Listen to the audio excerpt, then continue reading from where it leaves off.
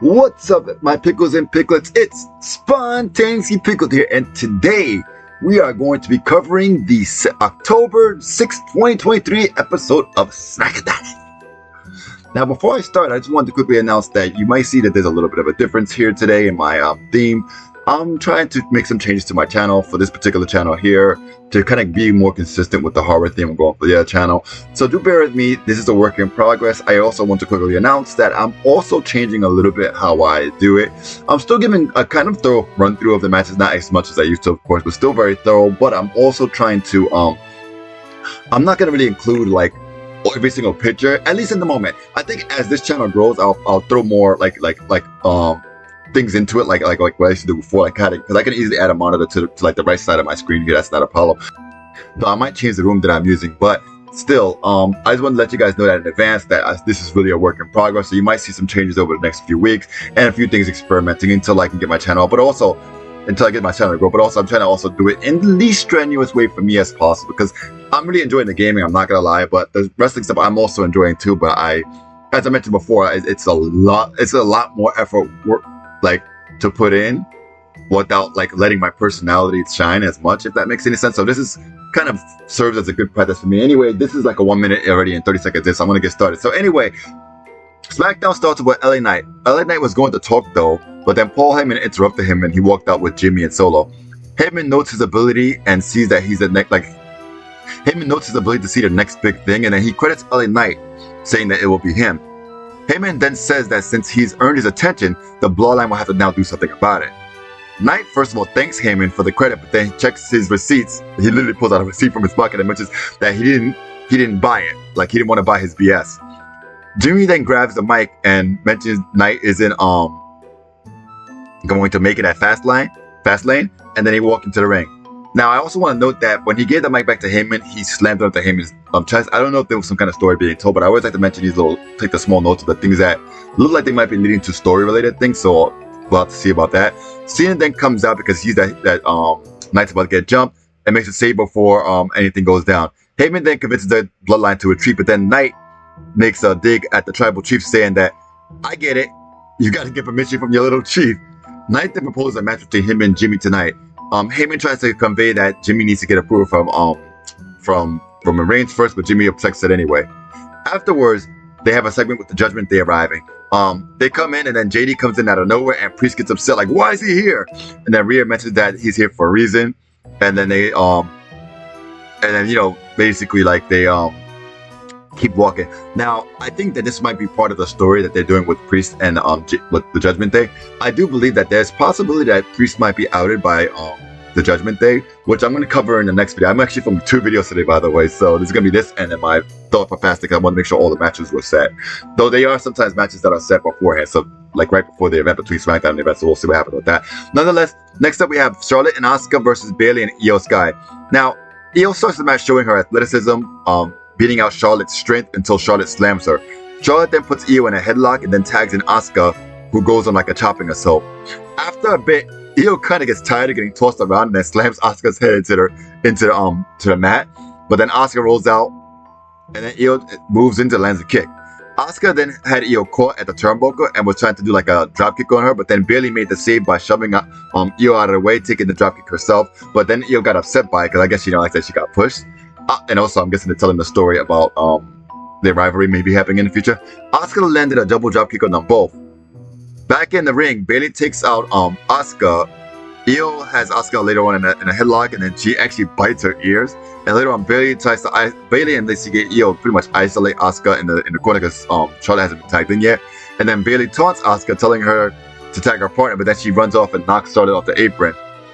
They then do a double flat jack on Asuka, but then Charlotte gets tired of getting not having ring access. So she comes out and just pulls Io off Asuka from the pin. Io then holds Asuka by the arm and then tosses her into the turnbuckle, but then she hits Bayley. Asuka hits Bayley. Io then lands a show tag, but then Asuka lands a kick on Io and then tags in Charlotte while Io tries to tag in Bayley, and she tags in Bayley. Charlotte then lands a beautiful crossbody drop from the top rope and then chops Bayley down.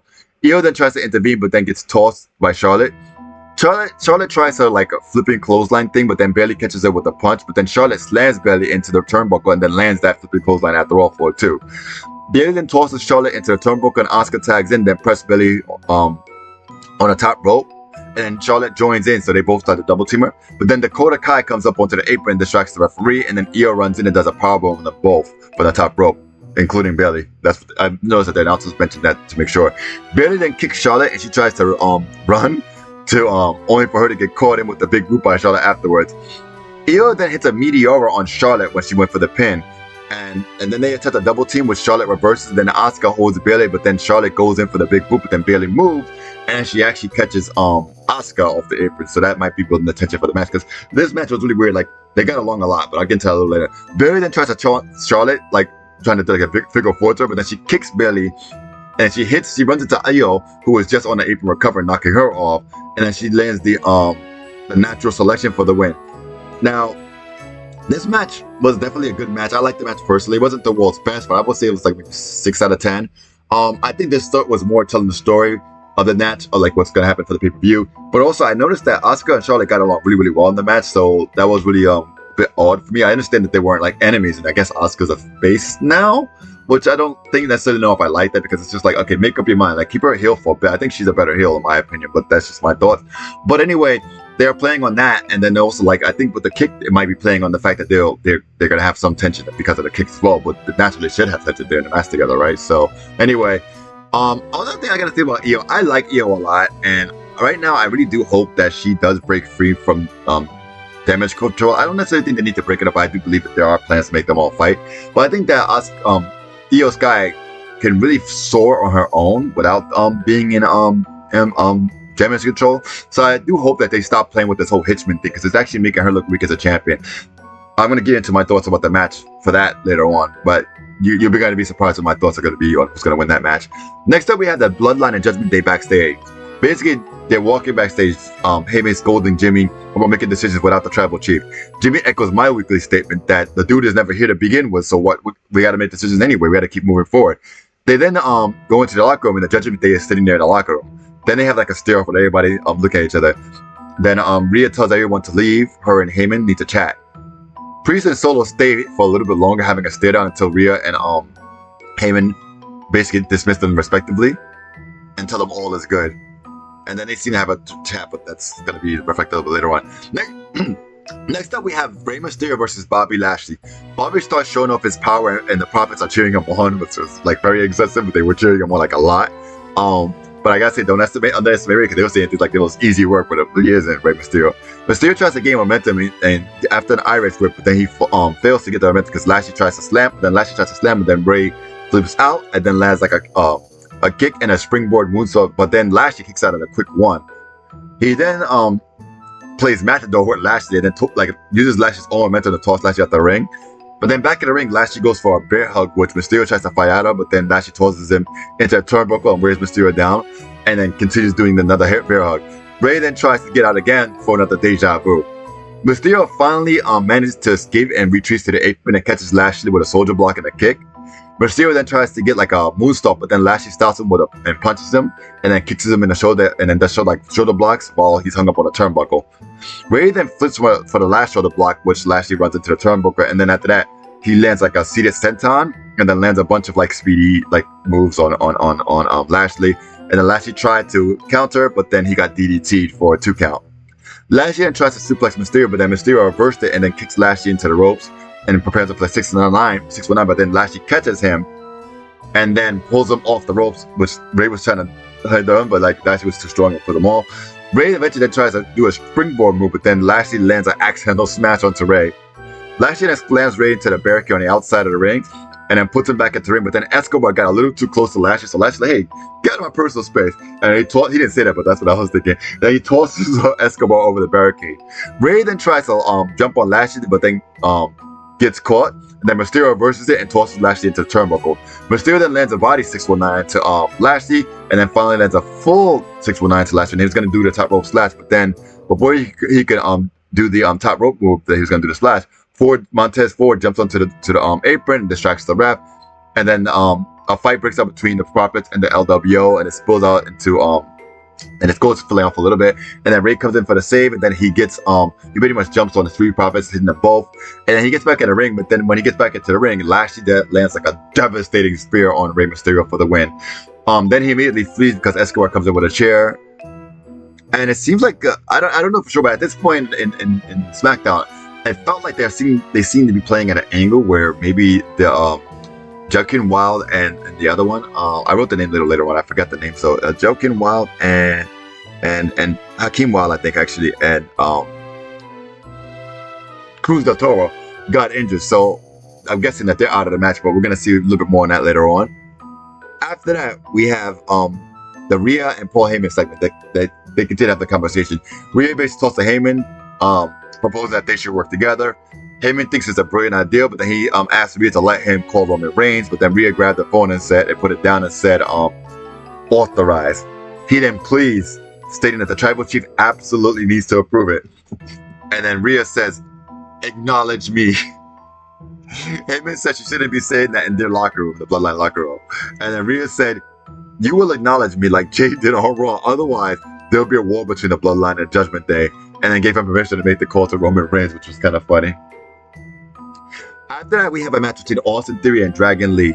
Theory starts with the match talking trash and mentions that he will shorten Lee's career once the bell rings.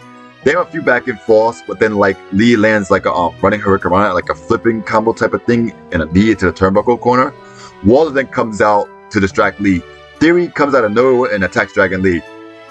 But not to be defied, Lee still managed to take control and tosses Theory into the ropes for like a snap German suplex.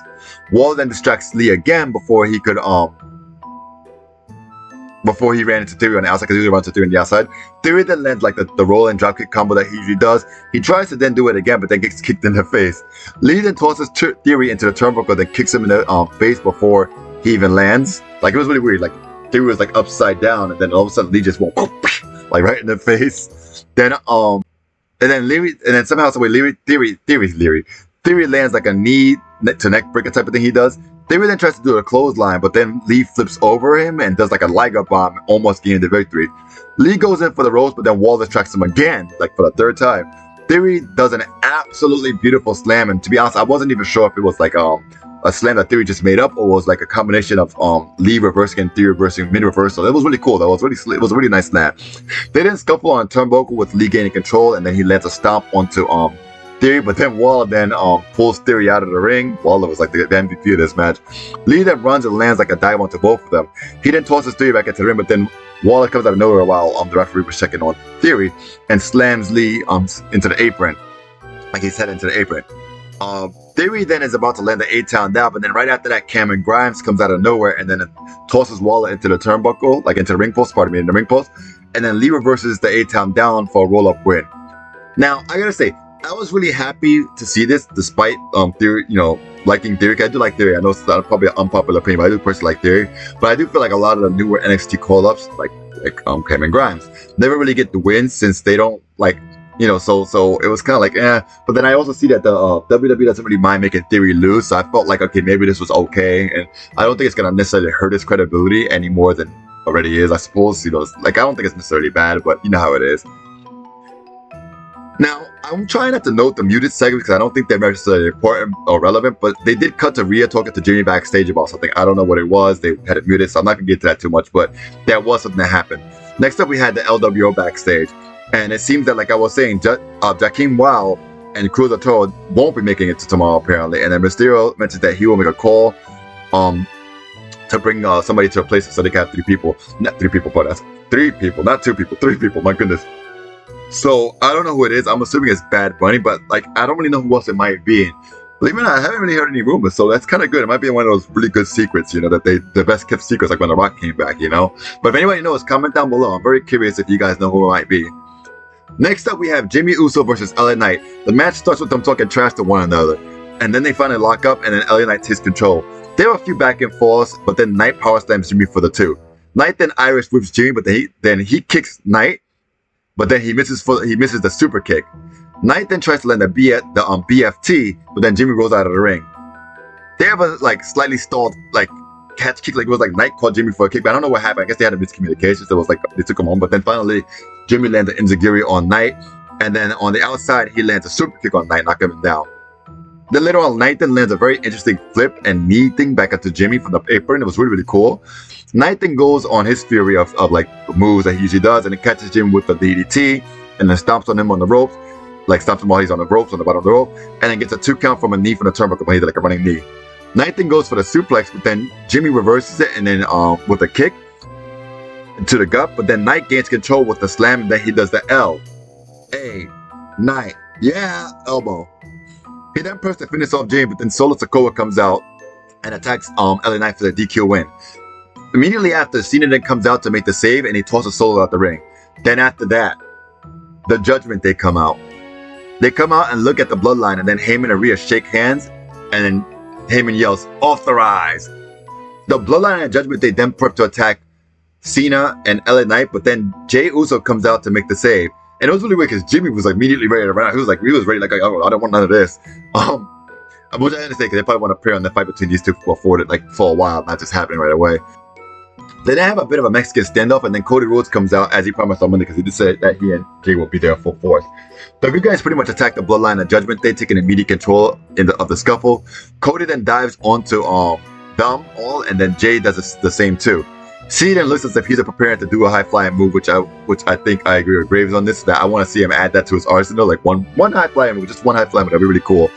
And then Solo Sikoa comes out of nowhere and then attacks Cena, but then Cena takes control of Solo Sikoa until Solo Sikoa kicks him, like does a super kick to him.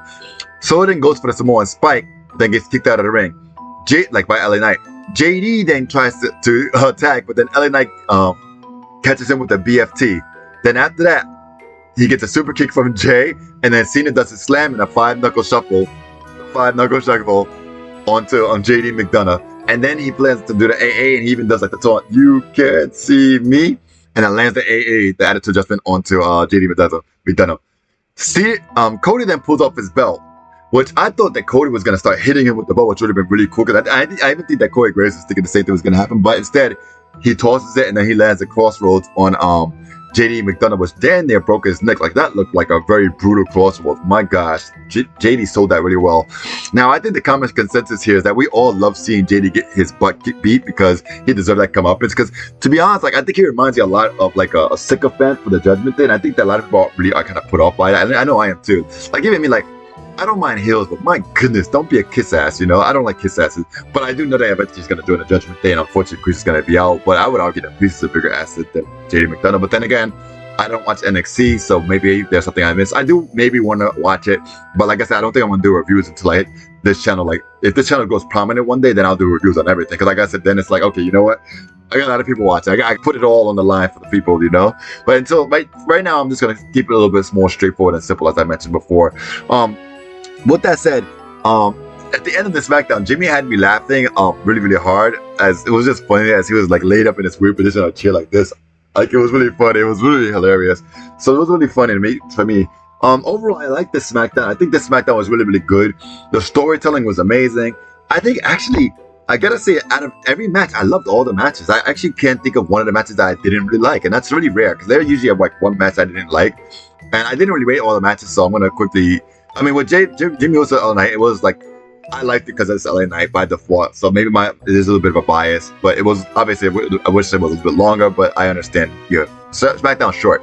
And I also gotta say, Austin Theory and Dragon Lee was amazing. Dragon Lee, I really love seeing him, what he brings and has to offer to bring to the table, so I'm really excited to see more of him. I will also say that I think SmackDown lately has been much better than Raw, because I think that Raw has been maybe too long and it drags out a bit much. Because even me, like, when I'm reviewing SmackDown, you ever notice that recently? Like, I'm still reviewing like 90% of the matches, but with Raw, I'm like only doing like maybe 15-20%. Okay, maybe I think to like 40%. I think that even with the abbreviated style, I think SmackDown does a good job, keeping the matches concise but good enough to feel relevant, and I really like that. So I'm really looking forward to see what they have, what's going to happen at FastLane. I'm going to be doing a video a little bit later on for that, so keep your eyes out for that. Anyway, if you do like this video, please don't forget to like, comment, and subscribe. And I'm really, really happy to have some new people here. Right now, this page only has 4 subscribers, so I would love to see this page grow as well. And I'm going to be keeping the horror style for this channel as well, so being consistent around all platforms, just with slight differences, but I'm going to still change a little bit here, but we'll see. Anyway, with that being said, spontaneously pickle this out. See ya. Bye.